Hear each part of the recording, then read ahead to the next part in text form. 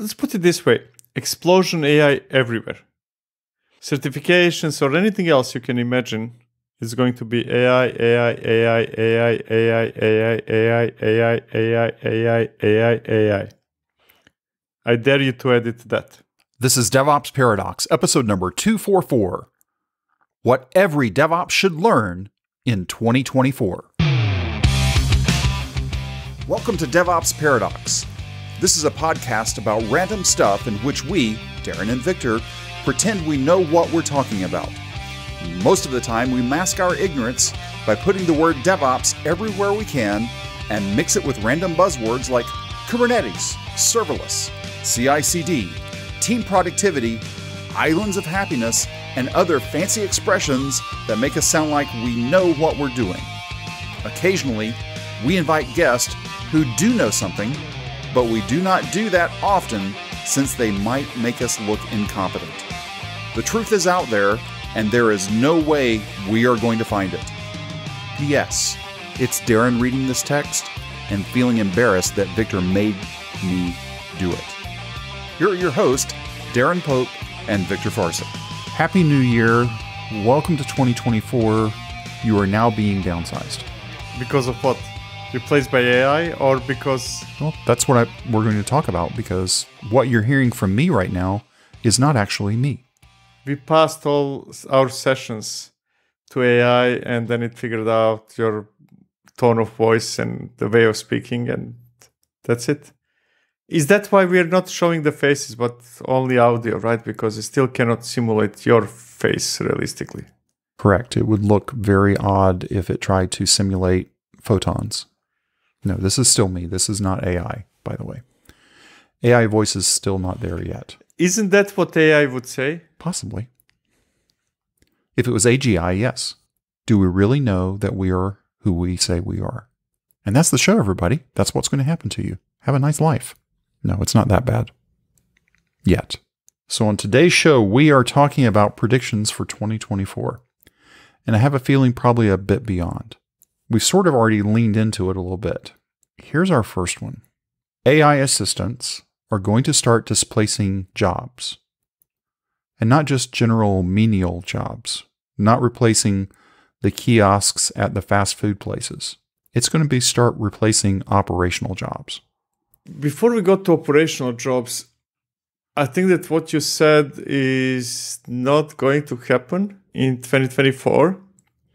It will not start replacing jobs, at least not in significant quantities, but it will become real. We will have more tangible proof that that is going to happen. And that will create some conversations that are going to be pleasant or unpleasant, depending on who is having those conversations.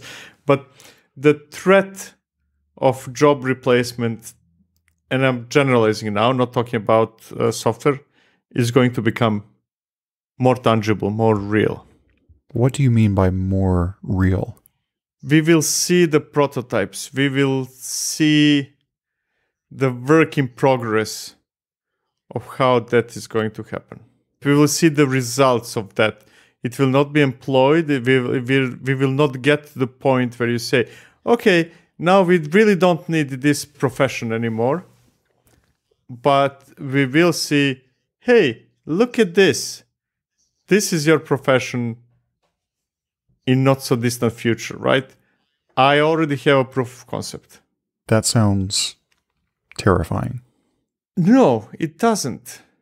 And I'm thinking from a very positive perspective.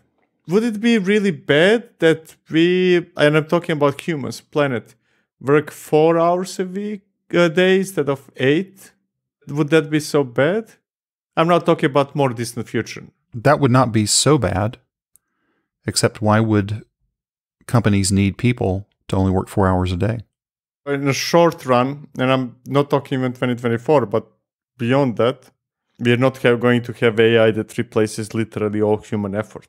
In any foreseeable future, you will need a doctor, but for more specialized cases. Not necessarily, I have elevated temperature. I don't feel top-notch. Can you tell me what's wrong with me, right? So that does not mean that we are there in the foreseeable future for fully replacing professions, maybe some, but partially. Now, if we talk further away in the future, then things might get more complicated, right? Maybe the 4 hours a day means it's actually we're able to work 4 hours a day instead of having to work 12 hours a day now because we're in meetings 8 hours a day. Exactly. And actually 4 hours a day will not really happen. What I believe will happen, and now we're not talking 2024, but further away, we have the same fears that we had at the beginning of Industrial Revolution, where people were deadly afraid that factories and automation are going to replace them. But what realistically happened is that we could do more. So not less time working, but more producing for the same amount of time. And I strongly believe that that's what is happening right now. I do not disagree, but how far will it go when we get to the end of this year and we look back at this and say, boy, were we wrong? No, what I said so far is further away. What I think that we will see this year in a tangible way are helpers, right? AI will be helping. And if I narrow it down to software engineering, helping writing code will become common. That's the first thing that is happening. And we already see that, and it will expand. And we will see not widespread, but increased helping on the operational side as well. We will see tools that are parsing our logs and metrics. They will not be fixing things. That will be prediction the year later, but it will be helping us. Can you please filter the logs and get me closer to the issue? Can you tell me what this means? And so on and so forth, right? It will be helpers. It will be having a very senior, extremely experienced engineer sitting next to you. And that experienced engineer not being able to fix the problem, and that sounds strange, but being able to point you to the right direction. So these AI assistants are not only going to be intern level, but they're also going to be senior level. In terms of being able to point to the issue, not from the perspective of being able to fix it. We are not going to get that far in a year. But yes, you will see a large number of vendors. They will be extending capabilities of their tools, whatever those tools are doing with AI. In a silly way, and in a very small percentage of them in a serious way, but even silly way to extend it. Like, hey, I'm Atlassian, I have Jira issue, or I'm a support, or it's a Kubernetes cluster. Starting from very, very simple solutions like, hey, I wrote code that sends the information to ChatGPT or Bard or whatever is on the other end and giving you some feedback, right? Now, that's already happening, but I think that those silly solutions are going to start evolving into something more specific. And if I'm here, I'm going to make another one around AI. Locally running models are going to become more widespread, trained on company data, running within their firewalls. So local to the company, but not local to the end user machine. Yes, not local to the end user machine, at least within a professional software engineering area, right? We might get something on iPhones or Androids or whatever, right, running locally. But within a professional context, within software engineering, yes, we will see the increased, not very widespread, but increased usage of locally running models. And the third one is that we are all going to, by the end of next year, we are all going to be sick of AI. In terms of everybody is going to have AI sticker on their product. We will, for every good one that we find, we will have 5 or 10 that are nonsense. And we will find out that it's nonsense after spending time evaluating and using and so on and so forth. So it will be such a hype that everybody will be selling it and only a few will be truly useful. Aren't we already there now? Not even close to the level that we're going to see. That's happening now, but next year it's going to explode. It's going to... strategy of a significant percentage of software vendors will completely focus on AI without having any AI experience. Here's the third one around, fourth one, I don't know anymore about AI. So engineers will be reorienting themselves towards AI. They will be getting significant amount of money, pay increases, all that stuff. If you want money, go AI. It is going to be such a high demand that it doesn't matter how much you know or you don't know. So we're expecting in 2024, I saw numbers last year for OpenAI that some of the data scientists were making $600,000, $700,000. Are you saying that that's going to get even higher? No, I'm going to say that other companies, right? You're now talking about OpenAI and maybe Microsoft, Google, and what's not. But I'm talking about normal companies, the banks of the world and insurances of the world and what's not, right? They're all going to be first starting projects related to AI, then they will be hiring people like crazy, and they will create such a demand that companies will be competing with each other who is going to pay more. I'm not going that far to say that, okay, now you're working in a bank as AI something and you will be getting $700K. I'm not saying that, but I'm saying that it's going to be very well paid because the demand is just going to go through the roof. I believe what you're saying there is if you're doing AI in a bank, insurance, whatever, you're going to be paid more than the Java developers, the C# developers, the networking engineers, and the project managers all combined. You will be paid more than any of them, without a doubt. Whether more than combined, you named like 7 professions, but you will be paid significantly more than your colleagues. And you will not even have to be an expert in it. Just have to say AI. I'm going to dogpile on one more for AI because I haven't seen any of these yet. We're going to see an explosion of AI certifications.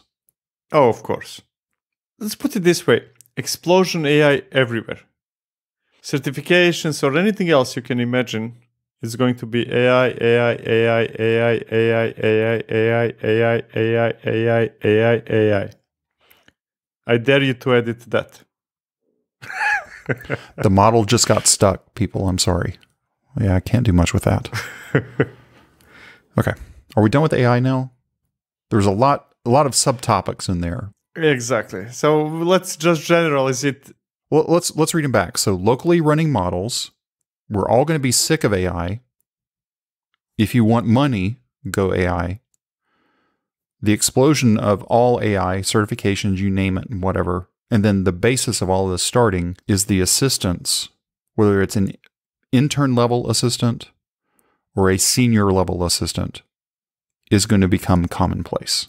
Exactly. Can we move on from AI? Yes, please. How about this one? We've talked about this in the past. Kubernetes keeps moving further and further and further into the background. It's still there. We all know it's there.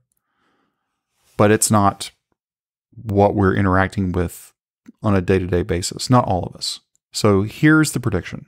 In 2024, Kubernetes is going to move to the background even further. And the only way that you are going to interact with it, I'll define you in a minute, will be through platform engineering. What I mean by you is people consuming the resources of Kubernetes, not necessarily the Kubernetes administrators. You will still be dealing with kubectl on a daily basis. Yes. I don't think that we will be there in terms of having both solutions and being widespread. That's where everybody is. But that is going to be a clear trend. We're going to see... So what we saw in the past is explosion of moving workloads to Kubernetes in terms of my applications. That was followed later with increased interest in platform engineering. What will be happening next is realization that platform engineering is very hard with the stuff that you already have. And we will see the move of the rest of the stuff to Kubernetes, meaning that your tools that were running somehow and doing something outside will be moving towards Kubernetes, and that will be motivated by platform engineering and motivated by building those layers on top of Kubernetes as a unified model. That's where my stuff is running. That's how my stuff is reachable. And we will start increase the workload types in Kubernetes, be putting some interfaces on top of it and some UIs and what's not. And by doing that, Kubernetes will be moving into the background, right? Because right now it is not in the background. Your applications are running there. Now we need to move other things related to application lifecycle and whatever else we're managing into there. And that's already happening in some form or another. But the motivation for that will be platform engineering. Some are already investing, quite a few, in platform engineering. I believe that they will be hitting walls and come to conclusion. Whether that will be true or false is yet to be seen, that those walls can be removed by moving things into Kubernetes, whatever those things are. When I say Kubernetes in this case, I do not necessarily mean everything running Kubernetes, but being somehow orchestrated by Kubernetes. And that reminds me of one of our predictions for 2023 was we were expecting the Kubernetes control plane to really branch out into more than just container workloads. Yes. But I think that the major difference, I think that was kind of hit and miss or more miss last year because we didn't have a real motivation. I think that platform engineering will be the motivation for that. The next step. So far, AI, Kubernetes is moving more and more to the background. What about things moving out of the cloud back into on-prem? How far off do you think we're going to be on that one? I don't believe that companies will be moving, as in completely moving back on-prem. There are always cases, right? But that's a relatively small, insignificant percentage. So I don't think that there is back to on-prem going to happen anytime soon. But what will happen is realization. We're not at the tip of the hype anymore. And that means realization what works well in cloud and what works well in on-prem. So we had everything on-prem, and then a hype came, and then companies move everything to cloud. And now I think that, or if some did not move everything to cloud, but that was more because they were not able to. But this time is going to be different. It will be realizing what is better here and what is better there. Moving away from the tip of the hype and getting somewhere in between. And everything I say applies only to bigger companies, right? Small companies stay SaaS everything. I agree that small companies will probably stay SaaS and probably lean more towards fully managed SaaS as much as possible, or as much as you can make it fully managed. Medium will start building out on cloud. Large and enterprise, that's where the true hybrid comes into play. Is that what you're thinking? Exactly. To make it clear, I think that we have hybrid for a long time now, but I think that the motivation for hybrid will be different. I think that hybrid in the past was mostly motivated by two reasons or two things. One is, okay, we cannot move this. There's this thing that we don't even know what it does. We don't know how to move it. We don't, right? Inability to move. And the second one was motivated by we cannot move because of real or misinterpreted policies, GDPR or this or that. The latter will become less and less of a thing because cloud is a reality. Governments, organizations, industries cannot ignore it, or they will be forced to be left behind. So hybrid will continue, but I think that motivation will be different. It will, no, actually, maybe I should manage my own drives, or maybe this or that, right? It will be motivated by realization how, first, practical experience in cloud, how it works, understanding what is the expectation, which is very different than what we had in the past, and then doing the numbers, saying, okay, now I know what is expected, and now I know how things work, and then now I know how much they cost for real, not what I was predicting, and now I can make the decision to say, this goes here and that goes there. Experience-based decisions. By using the experience, you are effectively saying we are right-sizing hybrid. Exactly. We are not doing hybrid out of fear out of imposed restrictions and what's not. We are now doing hybrid because now we know for real. Now we have experience and we know what works better here or there, or what is more cost effective here or there, and so on and so forth, right? We can make actual data-informed decisions, finally. Data and experience. I also think right now, and we may still be just a little bit early, but people that have been in cloud have gotten used to interacting with resources via APIs, whether that's via CLI, via different tools such as Terraform, whatever.